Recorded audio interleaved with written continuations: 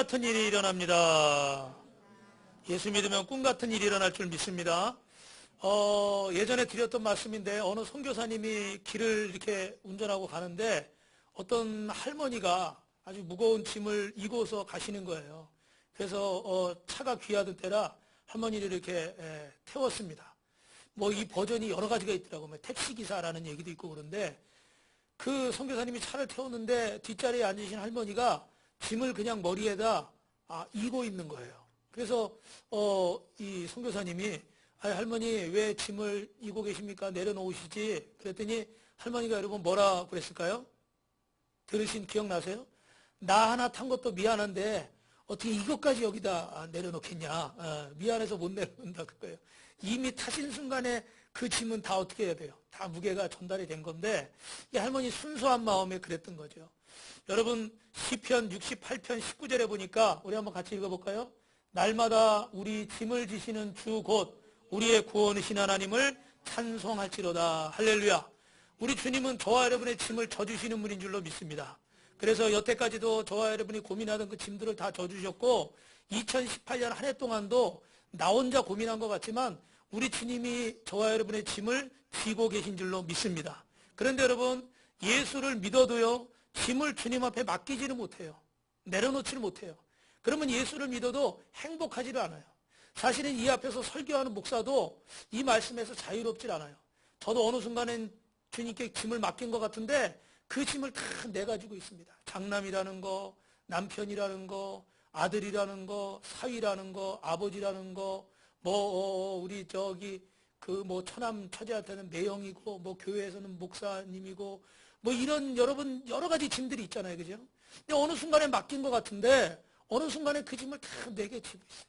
아마 여러분들도 가족에 대한 여러분 인생에 대한 경제적인 거, 건강에 대한 거, 아니면 결혼이나 취업이나, 여러 가지 진학이나, 여러 가지 문제들의 짐을 아마 가지고 계실 겁니다. 예수를 믿는데도 불구하고 행복하지 않아요. 왜 그럴까요? 이 짐을 주님께 맡겨야 되는데 주님이 져주신다고 했는데도 그 짐을 누가 다 지고 있습니까? 내가 다 지고 있다는 거예요. 여러분 한번 이렇게 앞에 손을 이렇게 펴보시기 바랍니다. 펴보세요. 그리고 저를 따라하세요. 남편을 하나님께 맡깁니다. 아내를 하나님께 맡깁니다. 자녀를 하나님께 맡깁니다. 직장도 맡깁니다. 결혼도 맡깁니다. 취업도 맡깁니다. 제일 중요한 거 사역도 맡깁니다. 할렐루야. 이렇게 주님께 맡겨야 돼요. 그죠? 우리가 성경에 보니까 마태복음 11장 28절에 여러분 잘 아시는 말씀, 수고하고 무거운 짐진 자들아 다 내게로 오라. 내가 너희를 쉬게 하리라. 나는 마음이 온유하고 겸손하니 나의 멍에를 베고 누구에게 배우라고요? 내게 배우라. 이는 내 짐은 쉽고 가벼움이라. 영어 성경에 보니까 쉽다 이렇게 됐어요. 이지하다 그랬어요. 우리 주님은 우리가 짐을 주님께 맡길 때 주님께서 우리의 짐을 쉽고 가볍게 하시는 줄로 믿습니다. 할렐루야. 저는 어제도 생각을 안 하려고 그러는데 이 생각을 안 하려고 그래 자꾸 생각이 나는 게 있잖아요. 그죠? 계속 생각을 반복하는 거예요. 잠도 못 자고 계속 생각이 계속 도는 거예요. 예. 그게 결론이 있어요 없어요? 이렇게 됐다가 이렇게 하면 이게 문제고 저렇게 되면 저게 문제고 막 고민을 하는데 답이 없어요. 이 주님께 맡겨야 된다는 걸 아는데 맡기지를 못하는 거예요. 분명히 주님은 주님께 맡길 때 우리의 짐이 가벼워질 것이라고 말씀하셨어요. 여러분 예수님이 이 시간에 저와 여러분을 초대하신 줄 믿습니다. 오늘 우리 바이올린 이명정 원사님도 못 오고 다른 분들도 보니까 우리 학생들도 독감 우리 상우도 독감 A형 독감이래요. 그래서 못 오고 우리 지금도 콜록콜록 하시는 분이 몇 분 계시고 정 목사님도 또 지금 콜록콜록하고 아프신 분들이 계신데 여러분 오늘 주님께서 저와 여러분을 초대하신 줄 믿습니다. 그리고 오늘 이 자리에 초대하셔서 주님이 가르쳐 주시고자 원하시는 게 뭐냐면 한번 따라합니다. 짐을 맡기는 것도 배워야 됩니다. 그죠? 나는 맡기려는 마음은 있어. 근데 이게 맡겨지질 않는 거예요. 그죠? 근데 이것도 배워야 돼요. 그래서 여러분 사랑하는 것도 배워야 되고 용서하는 것도 배워야 되고 섬기는 것도 배워야 되고 짐을 맡기는 것도 배워야 될 줄로 믿습니다. 우리는 복음을 가진 자잖아요. 그죠? 기쁜 소식을 가진 자인데 우리가 기쁘게 살아야 돼요. 그런데 기쁘게 살지 못하고 있어요. 왜 그럴까요? 이걸 배우지 못해서 그래요. 사랑하라고 그러는데 사랑하는 걸 못 배웠어요. 용서하라고 그러는데 용서하는 걸 못 배웠어요. 기쁘게 살려고 그러는데 기쁘게 사는 걸 못 배웠어요. 여러분 우리 인생을 평가할 때 하나님이 저 아름을 평가하는 단어가 하나 있습니다. 그게 뭡니까? 오늘 설교 제목 뭐라고요? 경외. 한 번 더요. 경외. 여러분, 이 경외한다는 말은 뭐 영어 어휘, 뭐 여기 나온 거는 리스펙트, 뭐 여러 가지 경우가 있더라고요. 조금씩 의미가 다르긴 하지만 무언가를 두려워하고 존경하고 존중해서 그 앞에 조아리는 그런 모습을 이야기하고 있습니다. 그런데 여러분, 정말 우리가 여태까지 일생을 살면서 올 한 해를 돌아보면서 내가 정말 하나님을 경외하고 살았는가? 여러분, 경외의 출발지는 어딜까요? 하나님, 말씀, 이 진리의 지식을 알아야 하나님을 경외하게 될 줄로 믿습니다. 이걸 잘 모르기 때문에 신앙생활 할수록 고집이 세지고 완고해지고 더 자기 뜻대로 하려고 그러는 거예요. 신앙생활을 하면 할수록 더 부드러워야 되고 더 겸손해져야 되고 더 순종해야 되는 줄 믿습니다. 그런데 우리는 어떻습니까? 살면 부록이라는 말이 무슨 뜻이에요? 부록이라는 말이 나이 40대면 부록이라고 그러잖아요. 뭐라고 무슨 뜻이에요? 그 나이가 되면 어떻게 돼요? 뜻이 잘 변하지 않고 참 어떤 견고한 그런 좋은 의미로는 그런 부정적인 의미는요, 고집이 그만큼 세다는 거예요. 한 번 맘먹으면 잘 타협 안 하고. 근데 여러분, 그 다음에 뭐 이순 이렇게 가잖아요. 50, 60, 70 가면은. 근데 나중에 이순은 뭡니까? 이인은 뭡니까? 이제 하늘의 뜻을 깨닫고 그 순리대로 살아가는 걸 말하는 거예요.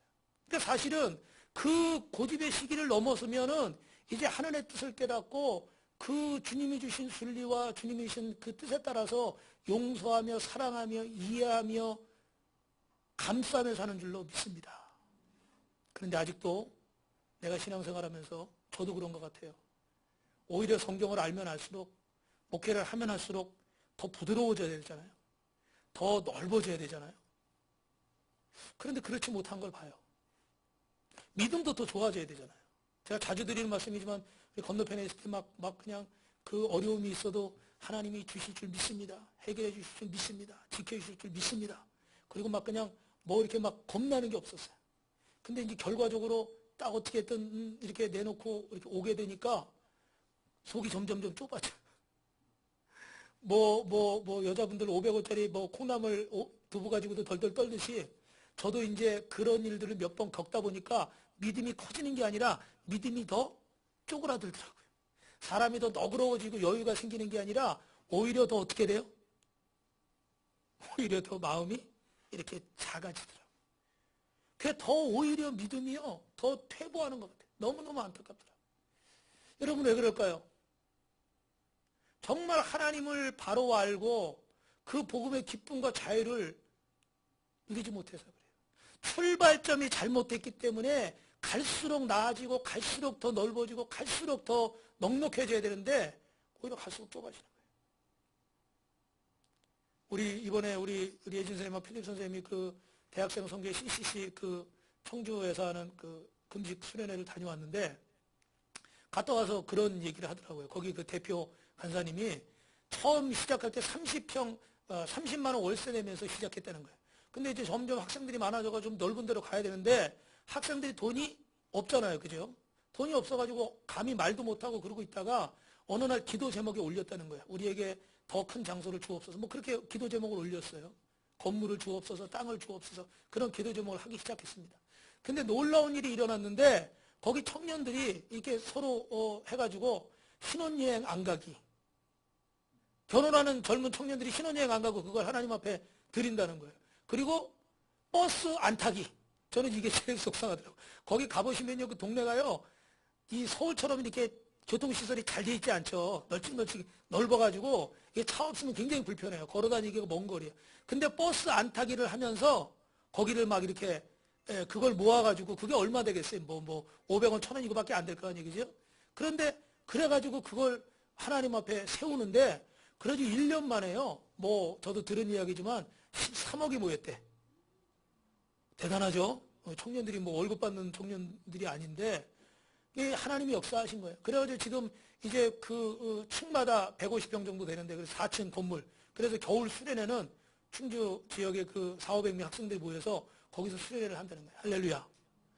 여러분, 저는 여기서 돈 얘기를 하고 있는 게 아니에요. 물질 얘기를 하고 있는 게 아니에요. 이 청년들, 이 성도들 마음이 신혼여행을 안 가고 이 버스를 안 타고 이 마음이 누구를 경외하는 마음이죠? 그거예요, 여러분. 저는 여러분의 주머니를 털기 위해서 설교하는 게 아니라요, 하나님을 경외하는 법을 가르쳐드리는 거예요. 할렐루야. 목사는 여러분 오해하지 마세요. 큰 교회 막 이렇게 기사 신문 나는 것만 보고 그렇게 오해하지 마세요. 뭐 다 좋은 차 타고 잘 먹고 잘 살고 막 그리고 자녀들 유학 보내고 막 그런 것만 보지 마세요. 대부분의 목사님은요, 하나님을 경외하는 걸 보여주려고 가르쳐주려고 목회하는 거예요. 너무 그런 게 안 좋은 게 많으니까 무슨 얘기만 하면 다 부정적이게 들리죠. 여러분 창세기 22장 12절에 보니까 아브라함 이삭을 드린 후에 하나님 뭐라고 그러십니까? 네가 내 아들 내 독자까지도 내게 아끼지 아니했으니 뭐라고 그래요? 내가 이제야 하나님을 뭐하는 줄 알리라? 경외하는 줄 알리라. 리스펙트. 네가 이제야 나를 두려워하고 네가 이제야 나를 사랑하고 네가 이제야 나를 존중하는 줄 내가 알았다. 할렐루야. 시편 25편 14절에도 여호와의 친밀하심이 뭐라고요? 그를 경외하는 자들에게 그들의 언약을, 하나님은 하나님을 사랑하고 하나님을 두려워하고 하나님을 존경하고 경외하는 자에게 하나님의 약속을 보여주시는 줄로 믿습니다. 할렐루야. 그러니까 여러분 경외한다는 거 그냥 하나님이 무서워서 벌벌벌 떨고 너 안 하면 죽어? 너 안 하면 벌 받아? 너 이거 뭐 안 하면 저주 받아? 너 안 하면 병 걸려? 여러분 너무 이런 거에 많이 시달리고 있죠, 그죠? 아니요. 여러분 사랑하는 사람을 보면 어때요? 존경하는 사람을 보면 어때요? 여러분이 정말 하나님을 사랑하고 부모님을 존경하고 선생님을 존경하면 어떻습니까? 우리 부모님을 기쁘게 하기 위해서. 우리 애들도 가끔 이렇게 아빠 나 이거 했어요. 엄마 나 이거 했어요. 왜 그럴까요? 부모님을 사랑하고 존경하니까 내가 이렇게 공부 잘하면, 내가 이렇게 열심히 하면 우리 어머니 아버지가 얼마나 기뻐할까? 내가 이렇게 선생님이 해온 숙제를 잘해가면 우리 선생님이 나를 얼마나 좋아할까? 할렐루야. 그게 뭐 하는 마음이에요? 경외하는 마음이에요. 존중하고 사랑하는 마음. 우리는 이제까지 막 두려워서 벌 받을까봐 무서워서 예수 믿어야 되고, 무서워서 헌금해야 되고, 무서워서 예배 드려야 되고, 이런 거에 노예로 제가 걸려있어요. 그런데 하나님이 정작 우리에게 말씀하시는 건 그게 아니에요. 네가 정말 나를 사랑하면 존중하게 되고 경외하게 된다는 거예요. 사랑하는 사람은 어떻게 돼요? 조심스럽게 하죠. 우리 연애할 때 어떻게 돼요? 어떻게 해서든 이 사람이 좋아하게 하려고, 상처 안 받게 하려고, 서로 이쁘게 보이려고 남자는 멋있게 옷 입고 여자는 또 이쁘게 화장하고. 왜요? 사랑하니까. 사랑하니까 그 사람을 조심조심 대하는 거야. 근데 문제는 남자들이 어떻게 돼요? 결혼하면 어떻게 돼요? 잡아놓은 물고기는 먹이 안 준다고 막 이제 막 그냥 막 편하게 막 해버리죠. 사랑하면요 조심조심하게 돼 있어. 왜? 그 사람 상처받을까 봐. 그 사람 기분 좋게 해주려고. 여러분이 하나님을 사랑하면요 조심조심하게 돼 있어. 어떻게 해서 내가 주님의 기쁨이 될까?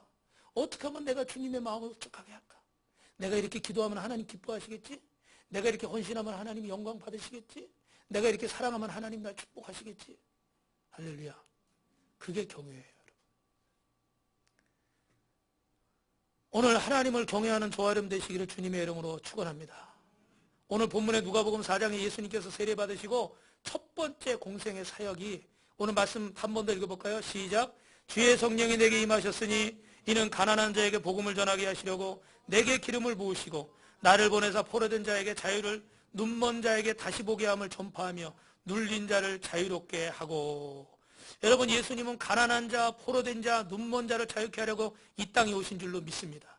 그래서 우리는 오늘 말씀의 첫 번째로 기억해야 될 게 뭐냐면 따라합니다. 하나님이 우리에게 베푸신 큰 호의를 잊지 맙시다. 호의라는 말은요, favor, 어떤 은혜를 말하는 거예요. 내게 베풀어주는, 받을 수 없는 자에게 주시는 거. 여러분 우리가 일평생을 돌아보면서, 아니면 2018년 한 해를 돌아보면서 얼마나 하나님이 베푸신 은혜가 큽니까? 우리 정 목사님이 얘기했지만 저도 오늘 이제 2018년 오늘 마지막 주일인데, 물론 뭐 다음 주도 있지만 이번 주가 마지막 2018년이니까 정말 이 말씀을 준비하면서 여러 가지 생각들이 들더라고요. 그 중에 여러분이 여러 번 들으셨지만 우리 뭐 몇 년 전에 건너편에 있을 때 그 뭐 사택과 교회 다 경매에 들어가고 뭐 어려움 당해서 여러 가지 어려운 일이 있었습니다. 그 중에 컨테이너에서 사는데, 컨테이너는 여름에는 완전히 찜질방이고요. 겨울에는 완전히 냉장고예요. 왜냐하면 얇은 철판 하나가기 때문에 진짜 저녁 때는요 우리가 그 위에다가 물을 뿌리고 들어갔어요. 왜냐하면 달궈져가지고요, 숨을 쉴 수가 없어요. 에어컨도 없었기 때문에 그 안에는. 그래가지고 이렇게 물 뿌리고 그러고 들어가면 새벽이면 좀 시원해져. 근데 문제는 겨울에. 겨울에는 밑에 이게 전기 판넬이 있잖아요. 그죠? 그걸 틀어도 이게 뭐 이게 벽돌처럼 두껍질 않으니까 얼마나 추운지 몰라요. 그래가지고 들어가면 다 엎드려. 코가 나오면 코가 얼어버려. 그래가지고 우리가 가위바위보 해가지고 누가 먼저 들어가서 전기를 킬 것인가. 왜냐면 그 바닥만 밟아도 막 발이, 여러분 지금 철판에 손대면 손 엄청 시리잖아요. 그죠? 너무 시리니까 가위바위보 해가지고 들어갔어요. 그리고 또 하나는 가위바위보 해가지고 저기 교회가 위쪽이니까 올라가서 계란 후라이 해가지고 밥상 차려오기. 우리 그거 많이 했어요. 또 우리 다른 분들은, 우리 가족들 중에 다른 분들은 그 나가서 화장실을 가야 되니까 추우니까 7시만 넘으면 물을 안 마셨어요. 대단하죠? 예. 그 마시고 좀 가면 되는데 추워서 나가기가 싫어가지고. 근데 참 지나고 보면 감사한 게, 그때 우리 사모님도 그렇고 아이들도 그렇고 우리 예진이도 사춘기도 고등학생, 중학생이 될 텐데 참 막 불평할 수도 있고 삐뚤어질 수도 있잖아요. 그죠? 근데 막 어디 캠핑 온 것 같다고 그러고 지혜비 속은 모르고 문 열면 마당이니까 이렇게 막 호수가잖아요. 저기 막 캠핑 온 것 같다고 좋아하는데 아주 저는 속이 타들어가지. 언제 이것이 해결될 것인가. 근데 어려운 일들이 있었지만 그래도 옆에 이렇게 가족들이 힘이 되고 교회를 지키는 성도들이 있었기 때문에 여기까지 온 줄로 믿습니다. 지금도 사실은 빠진 분들이 많고 또 이렇게 오늘 안 오신 분들도 있긴 하지만 그래도 여기까지 이렇게 올 수 있었던 것은 올 한 해를 돌아보면서 하나님의 은혜인 줄로 믿습니다. 하나님의 페이버, 하나님의 호의예요. 하나님이 내게 베풀어 주신 것들. 이 얘기는 제가 어제부터 할까 말까 고민을 하는데 혹시 여러분 이상한 생각을 하실까 봐 제가 고민이 돼가지고 얘기를 못했는데 은혜가 될 것 같아서. 이게 또 인터넷에 나가니까 좀 그렇지만 어제 주인이 좀 만나자고 그러더라고요. 건물 주인이. 그래서 저는 이게 또 세를 올려달라고 그러나 아니면 저기 뭐 예수님 성화를 띄라고 그러려나 뭐 옥상을 뭐가 치우라고 그러려나 뭐 그럴까봐 긴장이 돼가지고 저녁 때 토요일날 아니 금요일날 주여 아버지. 근데 순간 하나 드는 생각이 뭐냐면 혹시 건물을 내놨다고 그러는데 우리한테도 이 건물 살 생각 있냐 이렇게 물어보진 않을까. 근데 그거는 0.1%. 왜냐하면 우리 상황을 알기 때문에 또 우리 상황이 또 그렇지 않기 때문에 속으로 제가 굉장히 긴장하는 마음을 가지고 정말 안 만났으면 좋겠다. 왜냐하면 뭐 저 예수님 사진 띄라고 그런다든지 뭐 부담스러운 소리 할까봐 안 만났으면 좋겠다. 그래서 사실 그런 마음이었어요. 근데요. 여태까지 몇 년 동안 본 얼굴 중에 어제 가장 밝은 얼굴로 들어오더니 하는 얘기가 이 건물을 내놨는데 교회에서 살 용의가 있냐는 거예요. 역시 아멘들 안 하시는군요. 뭐 사자 그런 얘기가 아니에요. 근데 여러분은 제 심정을 다 이해는 못할 거야. 왜냐하면 눈물이 나려 그래.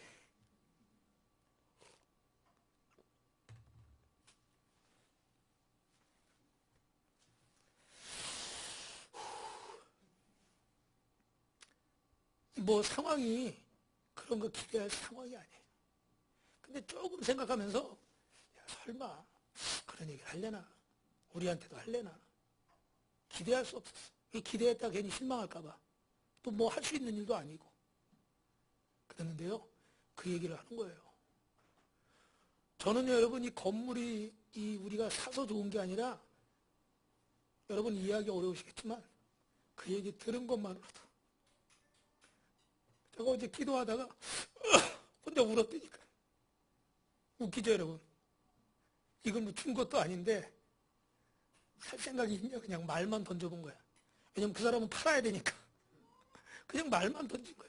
근데 저는요 그게 너무 좋아가지고 울면서 감사해요.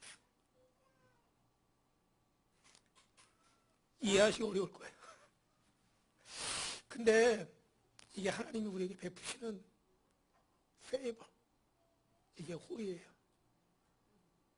할렐루야. 부모가 자식을 보면서요 아픈 자식, 연약한 자식, 부족한 자식을 보면 마음이 시린 거예요. 그렇게 기도하는 거예요. 하나님, 우리 아들이 아파요. 우리 딸이 아파요. 하나님 고쳐주세요. 여러분 그런 기도할 때 있죠? 그런 기도 들을 때 있죠? 뭐 부모님이 아파요. 형제가 아파요. 사랑하는 사람이 아파요. 그럴 때 그 마음이 얼마나 시리겠어요. 그런데 하나님이 저와 여러분을 바라보시면서도 마음이 시려요. 왜요?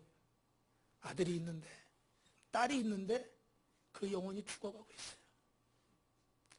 죽어가는 그 아들에게 좋은 옷이 무슨 소용이며 맛있는 음식이 무슨 소용이며 그 어떤 좋은 것이 무슨 의미가 있겠어요. 그래서 하나님 마음이 시리신 거예요. 하나님이 저와 여러분을 바라보면서 마음이 시리세요. 하나님은 이런 은혜와 이런 호의를 우리에게 수없이 베풀어주고 있는데 저부터도 감사하지 못하고 찬송하지 못하고 염려하고 근심하고 하나님을 경외하는 게 아니라 돈을 경외하고 사람을 경외하고 세상을 경외하고 나 자신을 경외해요. 사랑하는 성도 여러분, 하나님이 저와 여러분에게 호의를 베푸시고 은혜를 베푸시고 사랑을 베푸시는 줄 믿습니다.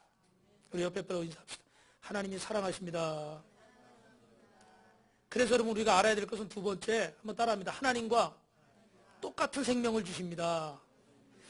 인생의 모든 문제를 해결할 수 있는 능력이 복음이 우리에게 주셨어요. 누가복음 15장 7절에 죄인 한 사람이 회개하면 하늘에서는 회개할 것 없는 의인 99을 말미암아 기뻐하는 것보다 뭐하리라? 나으리라. 할렐루야. 하나님은 저와 여러분에게 하나님과 같은 생명을 베풀어 주셨습니다. 여러분 그 예전에 들으신 적이 있겠지만 코리아 마돈나라는 실화가 있는데 1950년 12월 24일 날 우리나라가 전쟁의 포화 속에 있을 때 한 어머니가 만삭이 돼서 아이를 낳아야 되는데 도울 사람이 없습니다. 그래서 선교사님에게 도움을 청하려고 가다가 그 추위와 어려움 때문에 다리 밑에 이렇게 숨게 됐어요. 그리고 막 총알이 빗발치는 그런 전쟁터기 때문에 근데 그 다리 밑에 있는데 날씨는 점점 추워져 오고 오늘 이런 날씨처럼 막 그냥 춥고 눈보라고 치는데 어떻게 할 수가 없어요. 아이는 나오겠고. 그래서 이 아이를 낳기 위해서 그 다리 밑에 들어갔습니다. 그리고 아이를 낳았는데 아이를 살려야 되니까 어떻게 돼요? 이 아이를 자기 옷을 벗어서 이 아이를 감싼 거예요. 그러니까 자기는 한 겹 한 겹 다 벗어서 알몸이 되고 이 아이를 살렸습니다. 아침이 돼서 선교사님이 이 성탄절 아침인데 이 선물들을 전하려고 이렇게 다니는데 울음소리가 들리는 거예요. 아기 울음소리가. 그 다리 밑에 아기의 울음소리가 나오는 거예요. 그래서 그 내려가 봤더니 어떤 엄마가 이 아기를 다 안고 있는데 알몸으로 이 아이를 옷을 칭칭 감아서 안고 있는데 다행히 아이가 살았어요. 그래서 이 아이를 데려다가 양자를 얹고 키웠습니다. 그리고 이 아이가 컸을 때 이 이야기를 해주는 거죠. 너를 낳아준 엄마를 잊지 말아라. 그분은 네가 벗어야만 할 것을 대신해서 벗었고 내가 추위에 얼어 죽을 수밖에 없는 것을 대신해서 너희 어머니가 얼었고 네가 벗고 부끄러워야 할 것을 대신해서 너희 어머니가 너의 부끄러움을 대신해 죽으셨다. 할렐루야. 사랑하는 성도 여러분, 오늘 예수님을 잊지 마시기 바랍니다. 그분이 베풀어 주신 은혜를 잊지 마시기 바랍니다. 그분이 나의 죄를 대신해서 십자가를 지셨고 나를 위해 죽으시고 새 생명을 주셨어요. 하나님과 똑같은 생명을 저와 여러분에게 베풀어 주신 줄로 믿습니다. 이제 마지막으로 우리가 해야 되는 일은 뭡니까? 따라합니다. 호의를 베푸는 자가 됩시다. 내가 받은 이 호의, 내가 받은 이 은혜, 이 사랑을 우리 주변에 가난한 자, 눈먼 자, 눌린 자, 포로된 자에게 하나님의 호의와 하나님의 사랑을 베풀어야 될 줄로 믿습니다. 여러분 아까 보신 이 영상 보셨죠? 영상에 보시면 여기 이 친구가 토마스라는 친구인데 아마 여러분도 방송에서 보셨을 거예요. 이태석 신부라는 분이 그 수단, 정확히 말하면 남수단에 가서 많은 사람들에게 또 복음도 전하고 선한 일도 많이 했습니다. 그러다 암에 걸려서 주님의 부르심을 받았는데 그 제자 중에 한 명이 토마스라는 친구가 이태석 신부의 모교에 와서 9년 동안 공부해서 드디어 의사가 됐어요. 그래서 의사가 돼가지고 저 인제대학에 있는 이태석 신부 흉상에다가 자기 졸업한 학사모를 씌워주면서 감사를 표하는 겁니다. 그리고 그는 조선일보에 보니까 이렇게 써 있어요. 저는 선생님이 베푸신 호의를 잊을 수가 없어요. 저는 고향에 돌아가서 선생님처럼 살겠습니다. 감사합니다. 그러면서 모자를 학사모를 씌워주는 거예요. 사랑하는 성도 여러분, 오늘 저와 여러분이 베풀 수 있는 호의가 무엇이 있을까요? 뭐 대단한 걸 넘어서서 허물이 있는 사람을 용서하는 것도 하나님의 호의인 줄 믿습니다. 용서하지 못하는 사람을 가둬놓은 사람을 풀어주시기를 주님의 이름으로 축원합니다. 그게 부부일 수도 있고 부모님일 수도 있고 시어머니 시아버지일 수도 있고 아니면 형제일 수도 있고 이웃일 수도 있고 누구일 수도 있어요. 찾아가서 내가 이랬는데 이러했다 그 잘잘못 따지려고 그러지 말고 주님이 내게 베푸신 호의를 베푸십시오. 내가 당신을 용서한다. 아니 그렇게 말하면 또 기분 나쁠 수 있으니까 내가 사랑이 부족했는데 다음엔 당신을 더 사랑하겠다. 할렐루야. 2019년에는 내가 더 사랑하겠다. 내가 당신을 용서하고 당신을 사랑하지 못해서인 것을 용서해달라. 그래서 여러분 2018년 이제 우리에게 마지막 하나님이 주신 시간에 여러분이 하나님을 경외하고 하나님이 내게 베푸신 호의를 베푸는 자가 되시기를 주님의 이름으로 축원합니다. 축원합니다.